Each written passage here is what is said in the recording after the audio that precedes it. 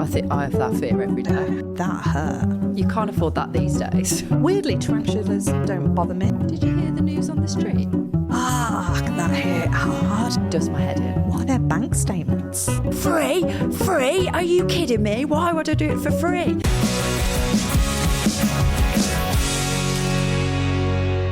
Did you hear the news on the street? There's an eyebrow twitch as well. Like, what? What's the news on the street?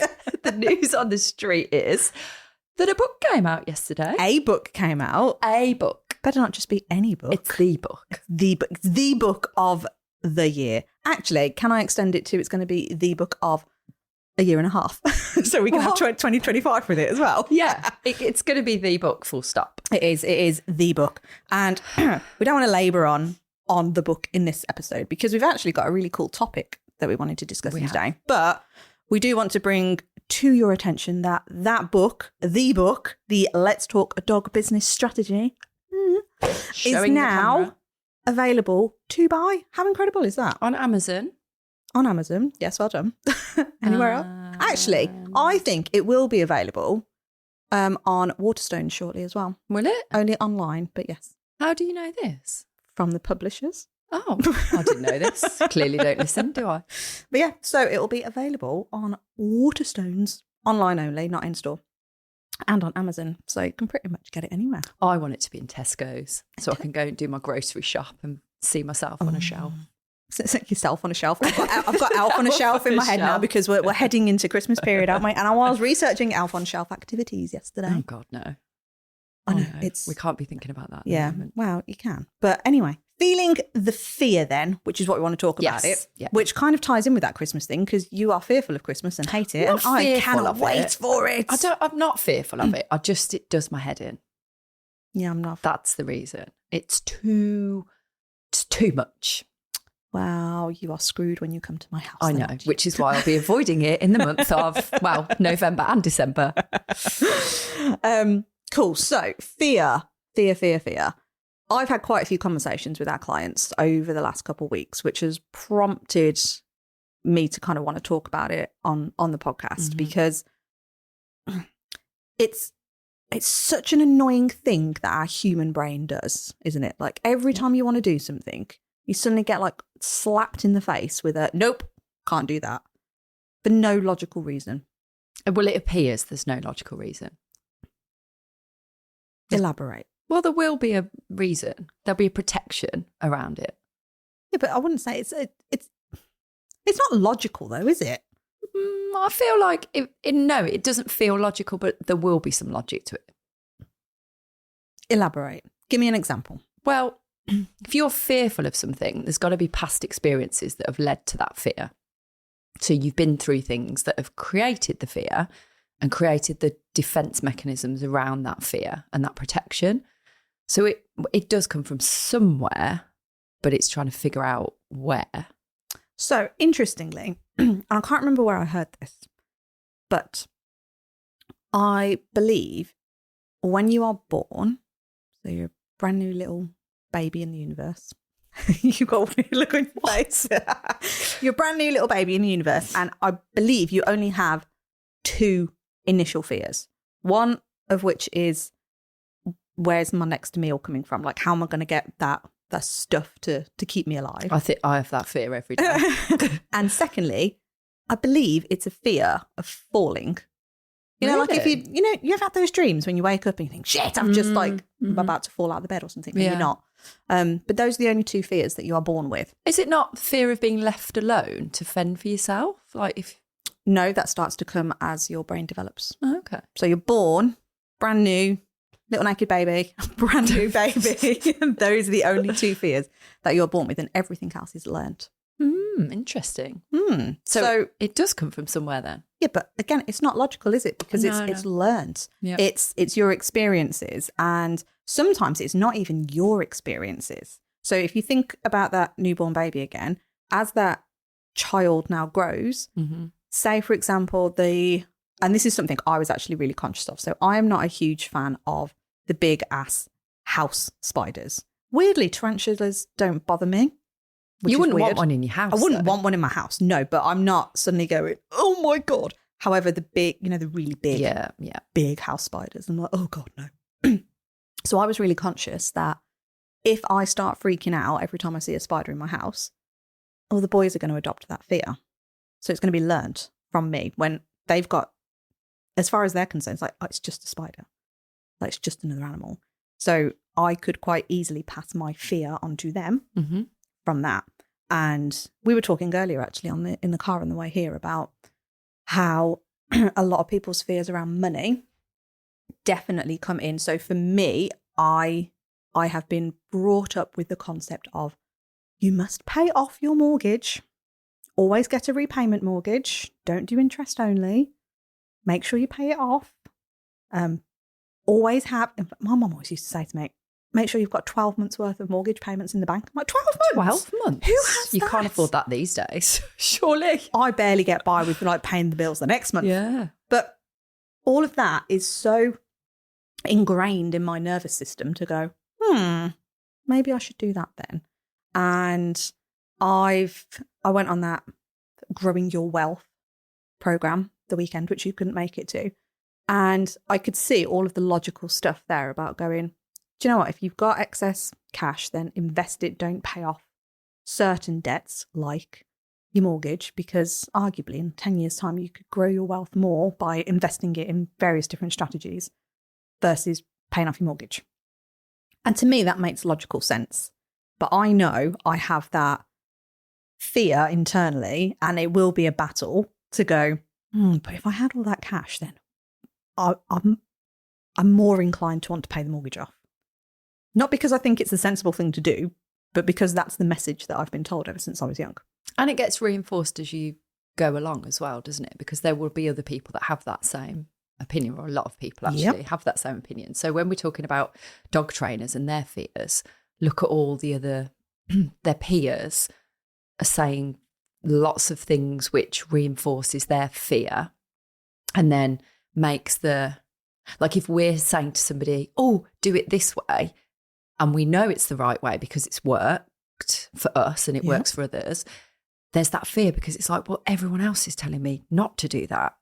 So to break away from that safety net and listen to the fear is easier than going against the grain, isn't it? I think you see it time and time again, don't you? Even in the conversations that we're having with anyone who's willing to have a conversation with us about this topic, you can't possibly charge that amount of money.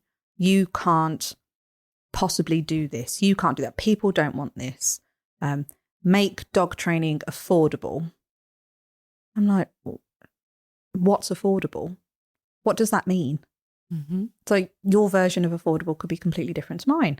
And again, there's going to be context around it. But by allowing our brain to operate in this space of, oh, well, I can't do that because that might upset somebody there, or I can't do that because I don't know what's going to happen, or I can't charge that because nobody's going to pay for it, or maybe I've tried it once and then it doesn't work. There's not enough data to kind of support any of that, really. Because again, if you're putting out a new program and you're trialing it for the first time and you get a no, well, if you didn't believe in it in the first instance, that no has just reinforced your theory on it not working. So we go, well, see, it didn't work. Nobody wants it. And one of our favourite people in the universe will always go, what people? What are their names? Where do they live? What are their bank statements? What are their bank statements? It's true though, isn't it? It's a bit extreme. You're never going to ask somebody for their bank statement. But I bet you ain't like 99% of people that tell you they can't afford it, they can. They can. They're just choosing not to do it. Or they're not seeing that they need it enough. Yeah, that's it. So it's their choice to say no to it. And it's just an easy out because we're too scared to talk about money. But let's look at like pretty much every industry. Like we've talked about this before, but I think it's worth revisiting this of the choice that people should have about how much money they want to spend on a certain thing. So let's look at like holidays, for example. Does Sun Holidays still exist where you collect the tokens? I want to say yes. I think it does. Yeah, because I'm sure I was considering it a couple of years ago when Clay was only, I had clay, so it was within the last 5 years. Yeah, but you can collect the tokens and you can get a really cheap, like quite good deal, can't you, through the Sun holidays. I've done it myself, actually, years ago.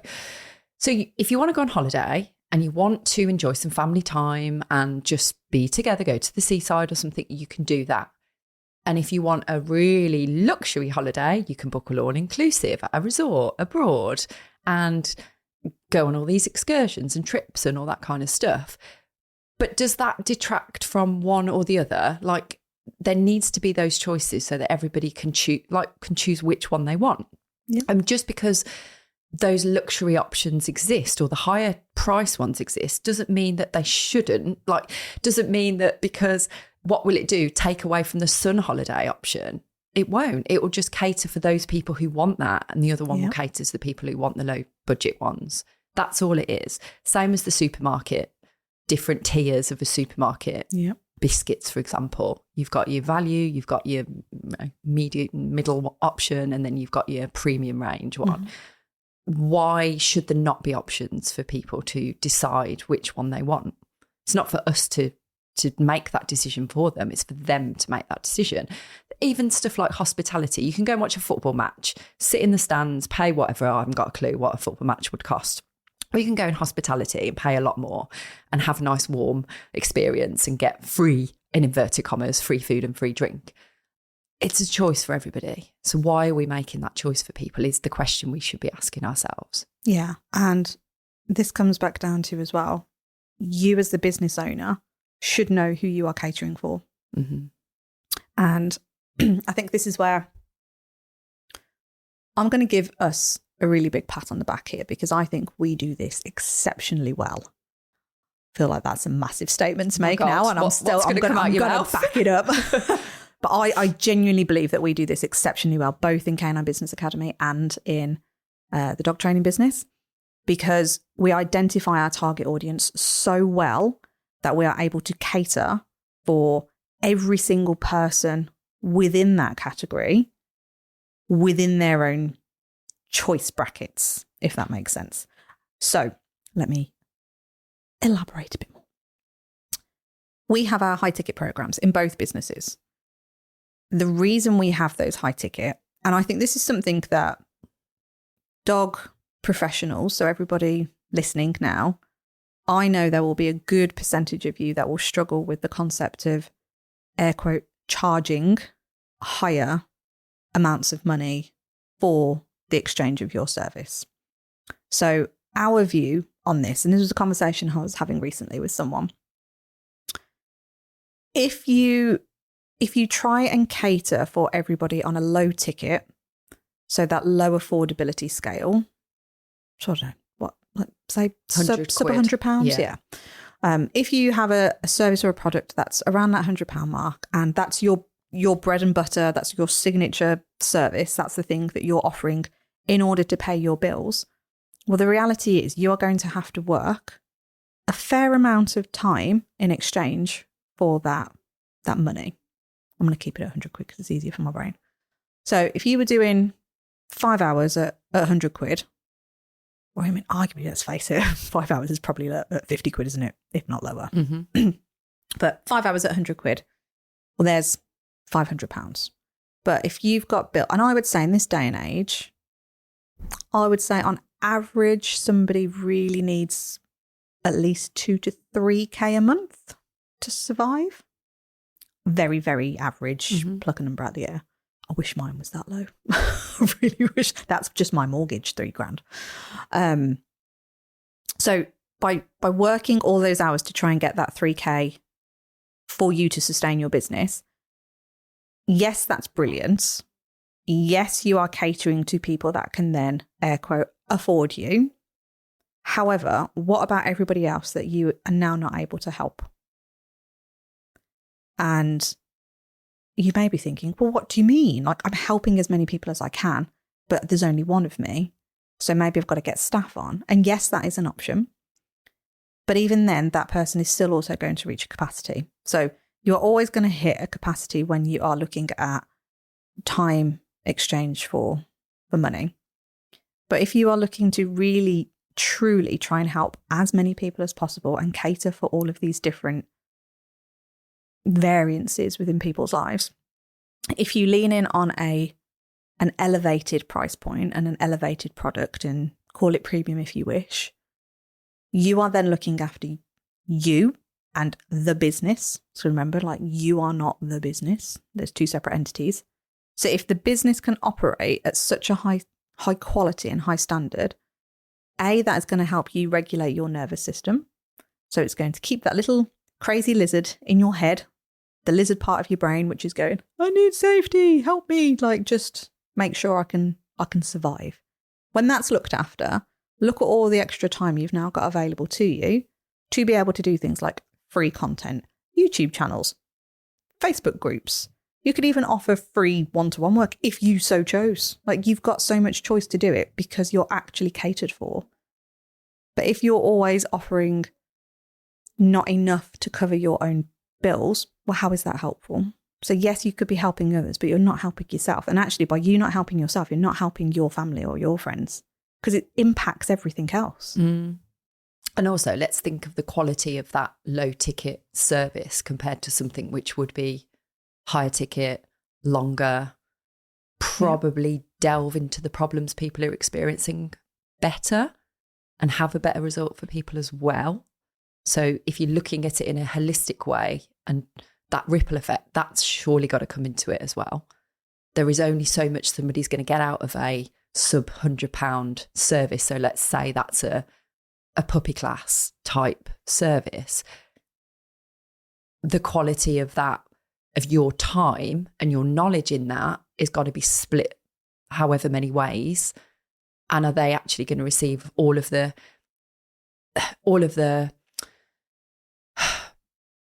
knowledge that they need from you, like, that's very specific to them? Because I would doubt that very much as well. So we've got to look at the whole picture, haven't we, with all of these things? Yeah.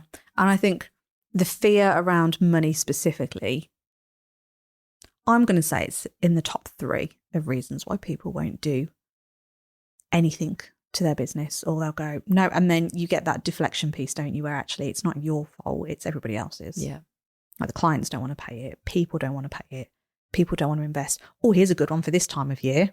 Christmas is coming. No one wants to invest. So summer holidays, that people are going on holiday. Yeah. Like, you could say it about every single time of the year, couldn't you? The new year, Christmas is just gone. So now no you've one's got any money. Pre-Christmas problems, and now you've got post-Christmas problems where it's like, oh no, everyone's going like, no, I'm not spending. Had a really expensive Christmas. Well, actually, there's a bleeding queue in itself, isn't it? Everyone's just had a really expensive Christmas. So there's money to be spent at Christmas. This is the thing, right? So it's like the biggest spending month of the year. Yeah, people go out a lot at Christmas. Yeah. They're spending money on like meals out, Christmas parties, drinks with friends they haven't seen for ages. They're buying presents for everybody. Yeah. And it's like, really, that's a choice. If you really, really wanted to, you could just be like, I'm out of Christmas this year. Like, I really can't afford it. And that money I'm going to put into myself and into my business. Like, if you really, really wanted to, you could absolutely do that. Yep. Now, I'm not suggesting that everybody just shelves Christmas. I would be quite happy with that. But you are running a fine line of continuing this partnership, I tell you. It's always a contentious subject at this time of year. Hot coals. But you know what? Like, realistically, if you didn't want that expense, you could be like, should we just not do Christmas this year? Should we just we both say, no, we won't buy each other presents, if you really wanted to, for example. Yeah. But Christmas is one of those things whereby it's like a given. Oh, we can't not get ourselves involved in Christmas. Why not? Like, why or why not? It's a conditioned thing, I suppose, with a lot of these thoughts, isn't it? But, okay, so the free, I don't know, were you going to say anything else on that kind of subject there, or can I go into the free content stuff? Go into the free content, because my brain is now thinking about how I can decorate my house for Christmas. Oh my good God, I need to steer her back. Come on, stay on track. So the free content argument. Oh my God, this is something where I spend a lot of time in Facebook groups whereby there are dog professionals, so whether they're dog walkers, trainers, groomers, whatever. And when I dare suggest that somebody gives free content away, oh my gosh, the barrage of abuse that ensues. So for a couple of reasons, right? It could be, so what generally happens with dog trainers particularly anyway, because we know this because we are them. We will not overstay our welcome, but we'll stay longer than we should. So you've got your... Why do we do this? I don't know, but you've got your hour session. And you feel bad if you just, I get it. If you're in the middle of delivering something and you're like right in the thick of it and you've got to finish it, you can't just be like, right, I need to go. I get you might stay 10 minutes over, but invariably people are charging a very low amount and then staying for an extra half an hour to an hour. Even I've heard people stay 2 hours extra. I've done that. Yeah, for like a really low amount. So that in our eyes is like, that's the wrong kind of free. Mm-hmm. You shouldn't be doing that. That is such a mindset issue, isn't it? Yeah. On both sides. Because I remember I'm going to call it overstaying my welcome, because arguably, if you look at it from the client's point of view, you imagine like if I'd got you in as a dog trainer and I got you in on my lunch hour and you're still pissing about like 30 minutes later, I'm like, I've got to go back to work. Got somewhere I need to be. Yeah. Like it's awkward. Yeah. Why do we think it's okay to just stay there? And I'm asking myself that because I've done it. I've done it loads. In fact, I even did it yesterday. Oh, there you go. Well, yeah. So the difference with it is I'm looking at it like you're doing a one-off session for somebody, you're charging like 40 quid or whatever, and then you're there for 3 hours, right? So that is not a business, does not make business sense at all, because you may never see those people again and they're probably not going to absorb all the information. That's one side of it. The other side of it is that you are over giving for no return anyway. And so when we say free content, what we mean is so that people can understand more about you first, so their buying decision can be easier. The more they know about you, the more that they've got an idea of what you're going to say, how you're going to act, your personality, how you come across, whether you're the right kind of just human being. Forget what you know. It's you're a human being that another human being is going to buy from. Yeah. If you don't give any free content like that, at that point, you're likely to get yourself into a situation whereby the expectation isn't set properly because no one really knows what to expect. Like they don't know you well enough to know that you definitely are the right person for them. So it can create problems that way. But also it's this whole like, if we can get the free content bit happening at the right time, it can really pay you dividends back. And I suppose it's flipping the mindset of like where the free stuff should come in, I suppose, is what I'm trying to say. So there's a strategy around free. There's like we talk about strategy a lot. Obviously the book is called Let's Talk Dog Business Strategy, but it's another shameless plug. But it's the strategy within there's so many little strategies around the big business piece, isn't there? With everything. And this free value or free content bit, which might horrify people. And honestly, the backlash I get sometimes from going like, why don't you just do this bit for free? In fact, here's an example. Someone in a group I was in recently was talking about getting in front of breeders. Right. Getting in front of breeders, talking to breeders and going, I can offer your new puppy owners a 2-hour, I think it was like an in-person, a 2-hour in-person starter first night with your puppy, like getting them house trained, like a 2-hour thing. And then that's the product, right? Now, the breeder she contacted was nowhere near where she lived. It was like way, like hours away. Okay, so first of all, like, how are you going to deliver that in person? And then what happens next for those people? Because you live miles away. Mm-hmm. So are they actually going to then do anything with you, like book onto a class with you afterwards? Probably very unlikely. But all that person was thinking about is that 2-hour, that income for that 2-hour workshop or whatever it was being positioned as. And so I saw this comment and I was like, do you know what would maybe be better is if you had an arrangement with the breeder and you offered something for free. Now that could be a free video with you going through a few bits that you know, they get as part of a puppy pack or something. It could be a PDF. It could be that you do an online live thing with them for an hour and all those owners that have adopted a puppy get to come on the live. If you do that for free, and then you've got the next logical step for them to follow on to. So that could be a course, that could be something longer term. I'm waiting to hear what this reply is. Gosh, Jesus, right? The amount of people, free? Are you kidding me? Why would I do it for free? That sounds ridiculous. I do enough for free. Here comes back. Yeah, but this is where it comes back to, you've probably stayed at somebody's house for 3 hours and charged 40 quid.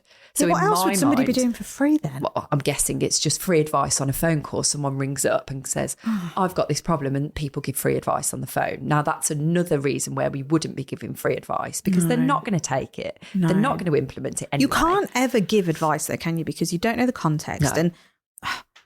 And I've been there, done it. I've made all the mistakes, and you try and think, it is a typical one, isn't it? I can't afford it. So we're like, okay then. But I feel really bad that this dog is going to really struggle. So heartstrings. Tell you what, can you just do this for me then, please? So can you, I don't know, I'm trying to think of carry the puppy an around example and get it used to traffic and cars. Yeah, it's like just do this thing. Or if you're just trying to get them to go out for a walk for the first time, it's like, don't worry about it too much, but like try and like leave the lead and the harness and the collar and stuff out a little bit. And you're there inevitably going like, do this thing, do the stuff, which essentially is what you want them to pay you for. Yep. But actually, they're not paying you for that. And I think this is where a lot of us put those unintentional blockers up, that we're thinking I am paying you, if you're coming to my house now as a dog trainer, I am paying you for you to come and for your time, basically. I'm paying for that hour. I was like, I'm not. I'm paying for the outcome of that hour, or the outcome of however long you're going to work with me. Because, and I think this is where this industry is really, really poor at. We are so focused on that hourly value exchange. So, of course, somebody is going to decide, and you will do this yourself, if I'm buying an hour, what is an hour worth to me? And that's where it just goes incredibly wrong, because you should be an outcome-based business, not a session-based business. Because I'm not buying an hour from you, I'm buying the outcome. Yeah. Does that make sense? Yeah, no, it does. So, like when you go to the dentist, if it takes 10 minutes, but you come out, say you go to the hygienist and you've got like plaque around your teeth, whatever, and the outcome is you want cleaner teeth when you come out. You want your teeth to look better, you want them to feel better, you want them to be checked to make sure there's no fillings needed and your teeth are healthy. If that takes 10 minutes or it takes an hour, the same outcome is what you want at the end of it. It really doesn't matter how long it takes, does it? Yeah, no, not at all. I was thinking actually about the latest, our latest mentor we've invested in. It's like what? Technically, if you look at the stuff, technically it's like what? 2 hours a month? And a vault, I think. Yeah, there might be a bit. There might be something else. Clearly, we've forgotten. Yeah. And that was best part of 10 grand. Now, if I'm working at the hourly rate at that, I'm like, fucking hell, like how much for an hour? Although he does charge an astronomical amount for an hourly rate. Yeah, it does. But if you're looking at it like that, we're going, absolutely not a chance in hell am I going to do that. But how we've looked at it is going, the outcome is going to be, we're going to have a larger audience growth. It's content creation. Like there's so much stuff that we are going to learn and get out and be able to apply and implement. More importantly, it's totally worth it. Mm-hmm. Well, look at this podcast, for example. If we counted up all the hours we spend recording, travelling here, it's like 2 hours to get here. A dicking around before and after. Like if you work that out as an hourly rate, and we don't get paid of a return, like you don't listen to this podcast and pay at the moment. She dropped a little just dropped a little thing in there. That wasn't intentional either. It just was gathered the opportunity was there, so I took it. You don't pay for this, so therefore, like, where's the return? Like, where's the hourly rate coming from for us? And the reason we do it is to build that awareness and get people, you know. I feel like I just need to put a little caveat on that. You will never pay for this podcast. No, not this one. Not this one. Okay, just putting that really as a bit. No, this one won't ever be chargeable. By the way, we'll keep doing this for free. But yeah, if we were to work that out. Yeah. It would just be like minus, whatever. So you have to start thinking about what's the outcome of your business. And again, I think this is where that fear bit massively kicks in, because we're going, oh, well, I mean, let's face it. Fear is, it can manifest itself in so many different ways, can't it? Like you can be, what you sometimes think you're fearful of, you're not. It's almost like the surface level bit. And then you have to keep digging deeper and go, actually, what am I? What is stopping me from making that next step? Oh yeah, and we've both been through this a lot of times. Yeah, so much. And it comes with practice, that. And I don't think there's any one magical way that you could go, right, do this thing and then you're going to get over it. And then it's a work in progress, isn't it? Absolutely. Always. And I genuinely believe it's like a daily work in progress. Yeah. In fact, I even said to you this morning that I've had, well, everybody who knows and follows us, I've had a really shitty time the last couple of weeks, and I've stopped doing my habits that have gotten me through the whole year, basically, of doing some things like some affirmations and listening to some positive mindset books, and just putting myself in that really good headspace and doing some things that I'm grateful of. I'd stopped doing all that, and then these last few days I've started doing it again. I'm like, oh my God, immediately I feel better, because my brain's just suddenly going, oh, look at all the amazing things that are around you, instead of looking at the negative. We have this a lot with our families, don't we? Yeah. Like it is so difficult. And I feel like we have done a podcast episode on this, or it's weaved in somewhere, isn't it? But it is so difficult when you surround yourself with people that are fearful.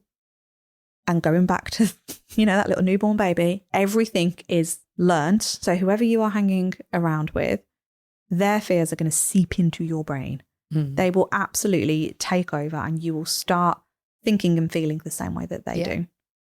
But it's only when you're asked questions whereby it gets you thinking about it in a deeper level that you realise that, because you just think it's part of you until you go, oh, that isn't actually my opinion or my view. That is somebody else. And that is a collective of people that say these things. And maybe it's happened to one of them, and then it almost feels like it's happened to you.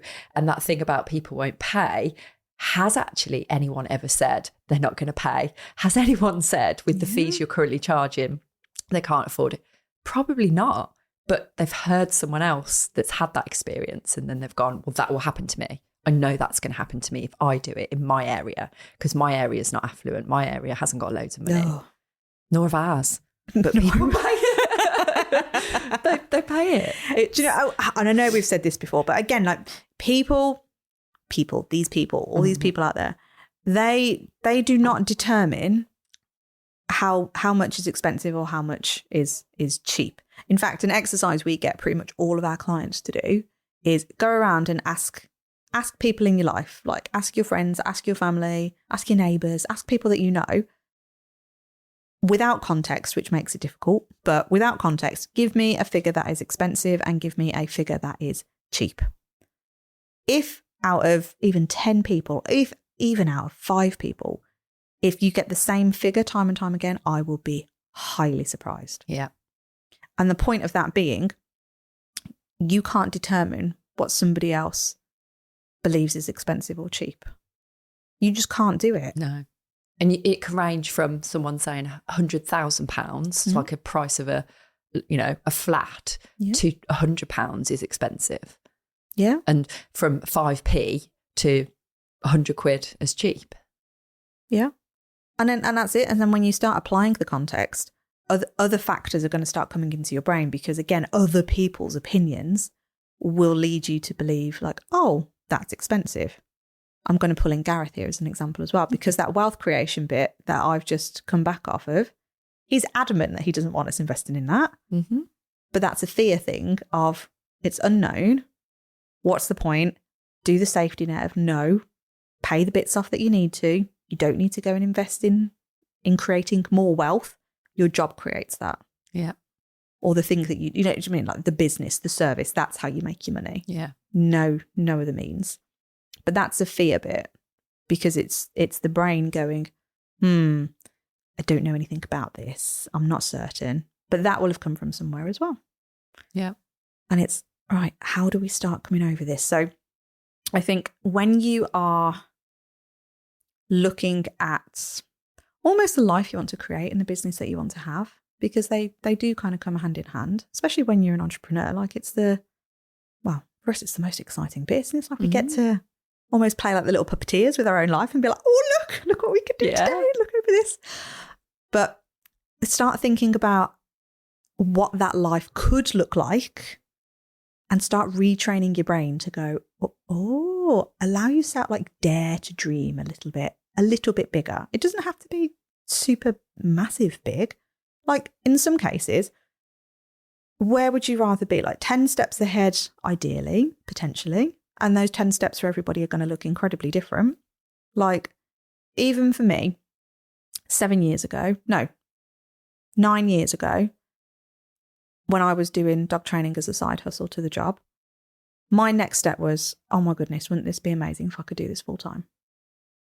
That was my next step. It's like I couldn't figure out quite how to get there and drop the 70k salary job with a company car and everything that I'd known for the last 14 years. I couldn't figure out how to drop that because it was such a huge part of my identity.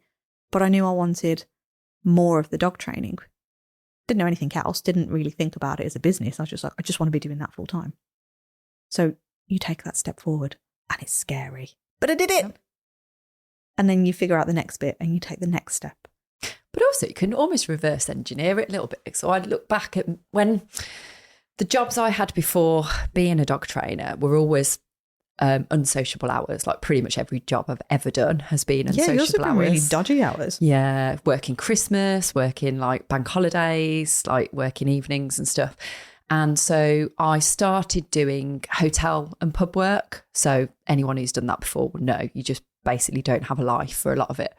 And there was a point where me and Gareth were not really having any evenings together at all, because if he wasn't at the gym or I was working, it would just cross over. And I remember when something changed with some of my work, I can't remember actually what specifically, but I was like, I want one evening a week with him. Like if that's my goal, how can I do that? How can I change things up so that we're able to have that one evening a week?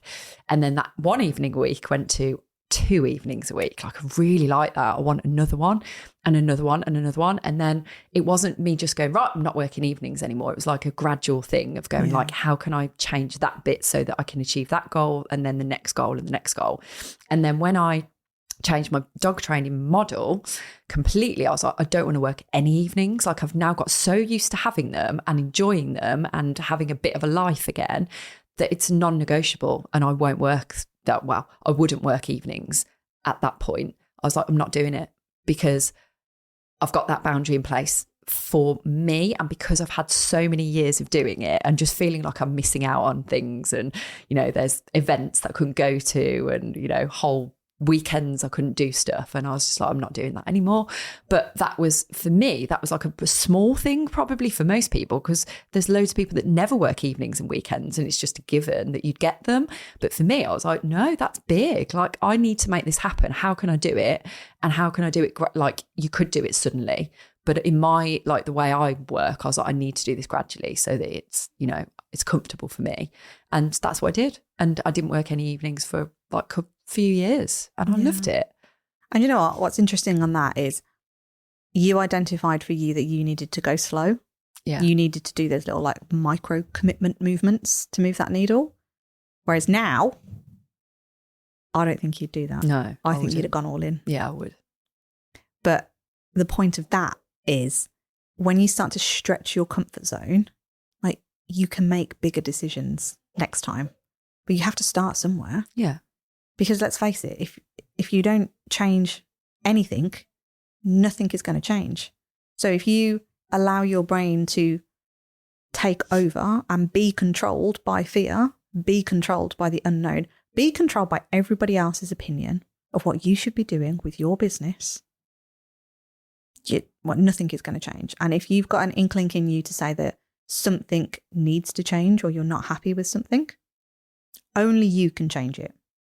I mean, obviously get help in the right areas for whatever it is that change needs to be, but only you can do it. Because even if you do get help and somebody's telling you all of these things, if you don't go away and implement it, it's not going to change. No. Actually, I've just thought of something else while I was telling that story as well. And you're saying that it's a bit of a side topic, but you know, when we always think that we have to offer training on evenings and weekends because that's when everybody needs it. When I was in that situation of just missing out on a lot of things, and I'd get family members or friends being like, why do you have to do it of an evening or a weekend? Can't you do it in the day? Like, why do you have to do that? And I was like, oh yeah, because that's when everyone needs it. So I was telling that story. People are like, but surely you could do it in the day. Like, that's rubbish, isn't it? Because who wants to be just working every evening and weekend? And so like, that's that kind of story that I'm telling myself is going like, no, they're only available. And actually, why couldn't I have changed it? Why couldn't I have just offered daytime stuff? And that's exactly what I ended up doing. And I was maxed out. So it just that little bit, I thought actually that's quite relevant to sort of to say. And that's a whole topic on itself, really. But it ties in quite nicely. Yeah, it's amazing the power of this thing inside our noggins to go, you literally control every single decision that we make. And I would argue that the majority of decisions human beings make are pretty piss poor. Yes, I would agree with that. I've made many piss poor decisions, but also learnt from them, like looking back now. But that's the crucial bit, isn't it? It's being able to have that awareness of oneself, to be able to go, do you know what? I am very conscious of my part in that particular scenario and owning it and going, do you know what? That's my bad. I shouldn't have done that. But it's so easy to get wrapped up in that world, isn't it? And again, it might sound a little bit off topic, but I feel it's relatable. So I was having a conversation with my sister the other week, and you know, I'm going to be home editing and she's a teacher. So we already have very, very different opinions on everything. And I've had a crappy 2 weeks, and I looked to her to just offload some of this stuff that I was feeling, knowing full well that this was not the best decision to make because of how differently we view things. Not that we're not close and not that we don't love each other. Do you know what I mean? Like all that stuff. But because the opinions, it's almost like it's a very tense decision to like not talk about it on either side. It's a very conscious thing to go, if we avoid it, then we're okay. Yeah, a bit tiptoe around. Very much. But because I was feeling really crap, I was like, I just wanted to talk to my sister. And I offloaded some stuff, and I was greeted with exactly how I thought I was going to be, which was a bit of negativity. And I ended up getting really upset, and I stormed off. And then I had to see her later on that night because we were going out to the theatre. I was like, oh God, it's so awkward. So I hadn't heard of her all afternoon. I ended up texting her going, look, I'm going to own it. I'm sorry. But actually I was owning it because I didn't want the awkwardness. So I was like, look, sorry, shouldn't have reacted like that. Even though my brain is still thinking, I'm right, you're wrong. Let's face it, it's what we all think, isn't it? And we got into the car later on in the evening, and she turned around and went, I get why you think that you can't talk to me about that stuff. But likewise, I don't think I can talk to you about how well her daughter's doing at school because I know your opinion of it. I was like, fuck, that hit hard. She's like, so every time I've talked to you about it, you just go, oh, that's amazing. And you say all the right things, but you're not interested. It's not a conversation. I was like, oh, that hurt. But I could see it. And there's me going around telling myself, oh, well, no, it's you. You're the problem because you don't see it my way. Whereas actually, we're both feeling the exact same thing. But all of that comes from fear. And you think if I'm doing that in a personal relationship with my sister, then what are we doing with our clients? Like if we're assuming that they're the shitheads, they're the one going, I don't want to pay you. No, Christmas is coming up. None of this, none of that. Dog training's waste of time, whatever. Like how much of our own story we're projecting on somebody else for it to become a self-fulfilling prophecy. Yeah. Do you know what I think? I think if we were able to critique ourselves regularly and just have the ability to just almost step away from yourself and go, was that a great decision? Or is that a great thought process that I'm having about that? Yeah. maybe not. And just, I think it's that independence of being able to just go, look at you talking to someone else, and that is that criticism of that other person, and going like, how about me? Like, what part do I play in that? Like the response that they give, what am I saying or doing to prompt that response? Because often that's the case, isn't it? Like something we're saying is triggering them to then say something. We're like, oh, it's them. And it's like, actually, it could be you. Yeah. And I know I've been guilty of doing that. I've done that before. And it's only now I'm doing this like inner work and this personal development stuff that I'm like, I'm able to see I think this actually makes it harder. I think it makes it a million times better, but it actually makes it harder because you have to do the work for the other person as well. Yeah. Because they are not on that same journey. They are not able to sit there and critique themselves. You have to do that on behalf of them. It's a little bit like, you know, when you're trying to keep dogs safe, because you know more than a dog owner, and they're bringing their dog over and you seeing that their dog's not happy, or it might be your dog not happy, but you're like trying to keep them and their dog safe. It's that, isn't it? It's almost like you're trying to overcompensate for them as well. Yeah. Because like there's no point me trying to tell you it because you won't get it. So I'll just do it for you.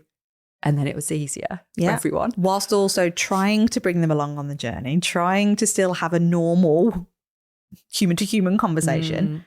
But there's so much involved in it when you do this personal development, and being aware of your fear. I don't think you can take a next step without looking at all this fear and looking at how much it is holding you back in your business. Because like you say, like if you're not willing to look at a price point so that you can live, and I'm not even talking about like a massively luxurious life or anything here. I'm on about paying your bills every single month. Like, can you forward plan and have a nice trajectory for the next 6 to 12 months to go? I can confidently say all of my bills are covered. I have enough excess to be able to potentially go away for the weekend with a partner, a friend, a family member, whoever. Do you know what I mean? Like, nothing lavish, but just, the lizard part of my brain is safe. I'm good. I'm happy. Yeah. But if you can't create that in your business for your life, you are not helping anybody else. No. You're not doing it. And then you can't help even more people by giving away that free content. You can't, because you're blocked, you're stuck every which way you turn because you're not safe. That business isn't safe. Yeah. So I think we need to really start thinking about how do we expand our comfort zone to get bigger and better results? Who can we lean on to have these conversations with? How can we start being a bit more critical of ourselves in a positive way? Not like a pity party, I'm crap at everything, but like, oh, actually, that's interesting. Where's that come from? How can I do better next time? Yeah. And all of this stuff is going to come back and massively impact the decisions you make in your business. If you enjoyed that episode, which we hope that you have because you're still here, and you want to hear a bit more of what we've got to say, have a little read of our new book, Let's Talk Dog Business Strategy, which is officially out now. And the link to buy is in the show notes.